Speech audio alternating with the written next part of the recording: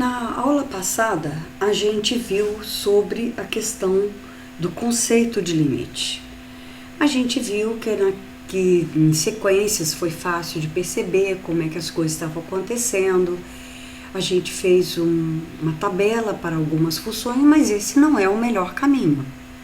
Como que a gente pode calcular um limite sem precisar ficar fazendo tabela para ver o que acontece com f de x para vários valores, tendendo àquele que a gente quer, o valor em foco, e sem precisar fazer gráfico? Então, para isso existem algumas propriedades. Essas propriedades ajudam a gente a calcular sem utilizar de recursos como tabelas e gráficos. Vejamos. Primeiro, a gente tem aqui algumas suposições que são importantes, porque a gente vai precisar de usar essas suposições aqui no nosso limite. Primeiro, que A é um número real. Que B, porque a gente vai usar como base de logaritmo e de exponencial, então é um número maior que zero. E C também é um número real, qualquer. Agora, muito importante que essas propriedades, elas valem quando esses limites de f de x, quando x tende a A, e de g de x, quando x tende a A, existem. Se eles não existirem, eu não posso usar essas propriedades. A outra coisa que a gente tem que lembrar é que limite é para função, não é para número, tá? Então, isso é muito importante quando a gente vê esse primeiro caso aqui. Limite de C, quando x tende a A, é igual a C. Que C é esse? É uma função, é a função constante, f de x igual a C. Vejamos. Por que o limite é o próprio C? Porque quando eu tenho x tendendo a A, para qualquer valor de x, eu tenho sempre que vai dar C. Então, não importa quem é o valor de A na função constante, o limite é sempre o valor da função, que é C. Agora, vejamos o limite de x quando x tende a A. Que x é esse? Esse x aqui significa a função identidade, que é f de x igual a x, ou seja, o y no gráfico é igual ao x. Então, é essa função aqui. O que acontece quando x tende a A? Quando x tende a A, a gente tem que os valores de f de x vão prensando em torno de A no eixo y. Então, por isso que limite de x, quando x tende a A, é A. A partir disso aqui, a gente consegue calcular praticamente tudo.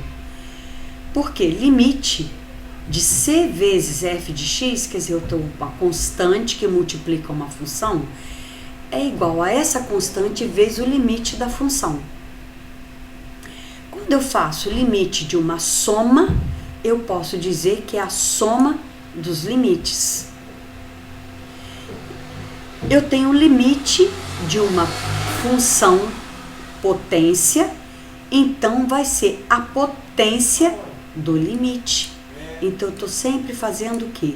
Se antes eu tinha o limite da potência, agora eu tenho a potência do limite. Se eu tinha o limite de uma soma, eu faço a soma dos limites. Se eu tenho o limite de uma constante vezes a função, eu faço a constante vezes o limite da função. Ou seja, eu estou sempre trocando a ordem entre a operação e o limite. Vejam aqui no caso da raiz. Limite da raiz quadrada de f de x é igual a raiz quadrada do limite da função, quando x tende a A. Se, é claro, o limite de f de x, quando x tende a A, for maior do que zero. Porque se ele for menor do que zero, já era. Isso aqui não vai poder ser calculado. Tá certo? Continuando. Limite de b elevado a f de x é igual, mais uma vez, vamos fazer a troca. Vamos levar o limite para a função. vai ser b elevado a limite de f de x quando x tende a a. Limite de log de f de x na base b, quando x tende a a, novamente eu vou levar o limite para a função. Então, eu vou ter log do limite de f de x quando x tende a a na base b. É claro que aqui, mais uma vez, f de x tem que seguir o domínio da função logarítmica, ou seja, f de x tem que ser maior que zero. Isso também é válido para seno. Limite de seno de f de x quando x tende a a é o seno do limite de f de x quando x tende a a. Vale para cosseno, vale para o produto, limite. O que a gente vai fazer? Vai fazer os limites do produto das funções. Aliás, desculpa, eu tenho aqui um limite de um produto e eu vou fazer o quê? Eu vou distribuir esse limite para fazer o produto dos limites. Ainda aqui, eu tenho limite de f de x sobre g de x, quando x tende a a, eu também posso fazer essa distributividade aqui dos limites, desde que limite de g de x seja diferente de zero.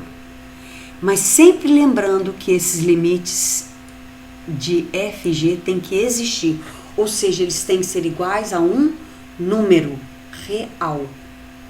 Tá certo? Bom, agora então vamos ver como que isso aqui ajuda a gente a calcular. Vamos ver o primeiro caso. No primeiro caso, eu tenho aqui limite de menos 3 quando x tende a 5.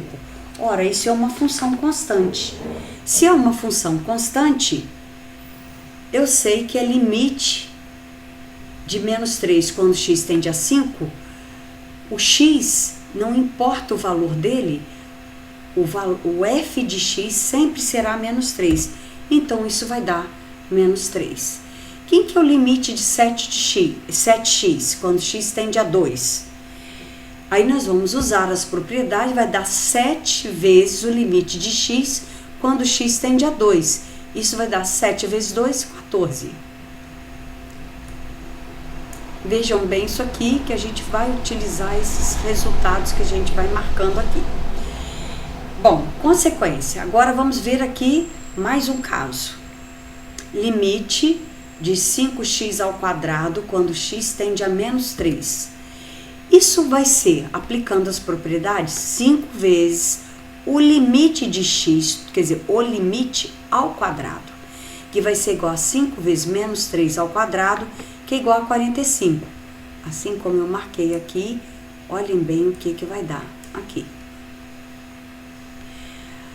Agora, o que vai ser o limite de 2x mais 9 quando x tende a 6?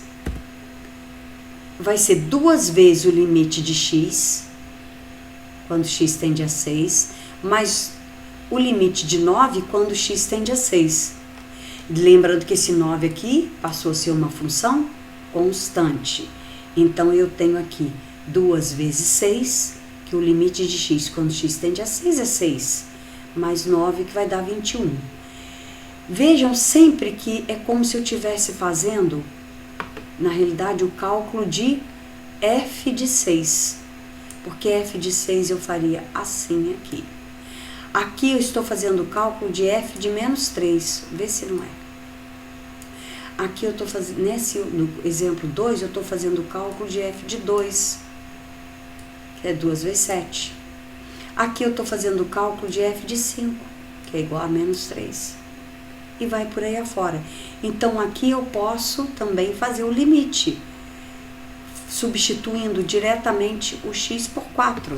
Mas vamos fazer ainda no passo a passo alguma coisa para a gente ver que a gente tem aqui uma diferença, então vai ser limite de 2 menos a raiz quadrada do limite de 3x menos 5, quando x tende a 4, que vai ser igual ao limite de 2 é 2, e aqui vai dar 3 vezes 4, 12, menos 5,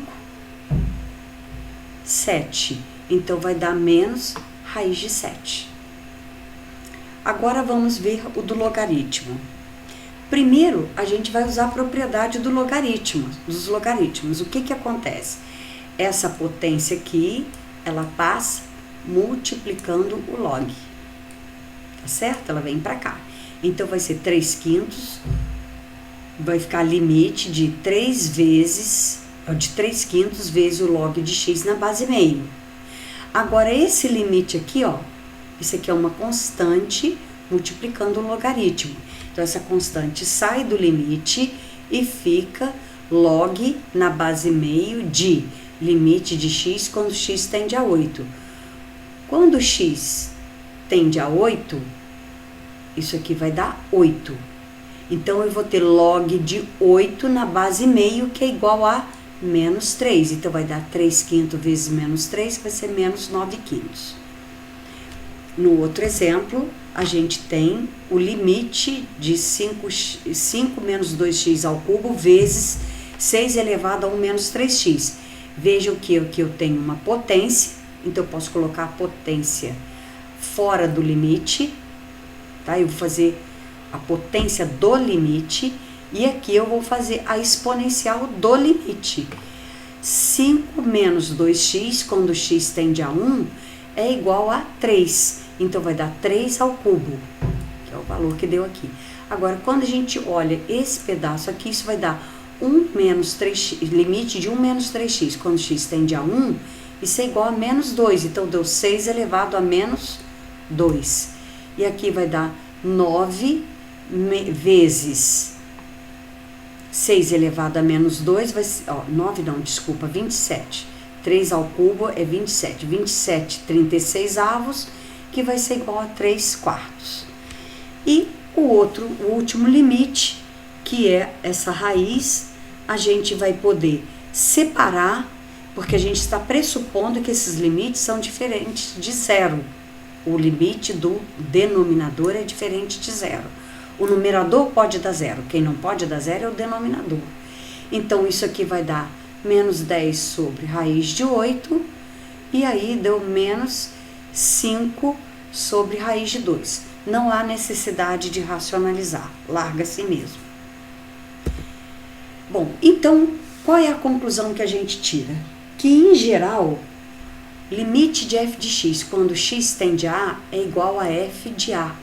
Mas, para isso poder acontecer, a gente tem algumas condições muito importantes. Que condições são essas? Essas condições são que A tem que pertencer ao domínio da função. Então, como a gente colocou naqueles primeiros exemplos que a gente fez na outra aula, em que o 1 não pertencia ao domínio da função, não dá para calcular. Se existir um intervalo aberto e contendo A tal que esse intervalo I todinho está contido no domínio de F, porque a gente sempre falou, exceto possivelmente no próprio A.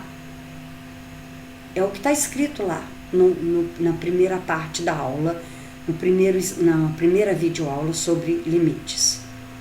Mas o que acontece? Como eu falei que agora o A tem que pertencer ao domínio da função, então quer dizer que todo o intervalo tem que estar contido no domínio.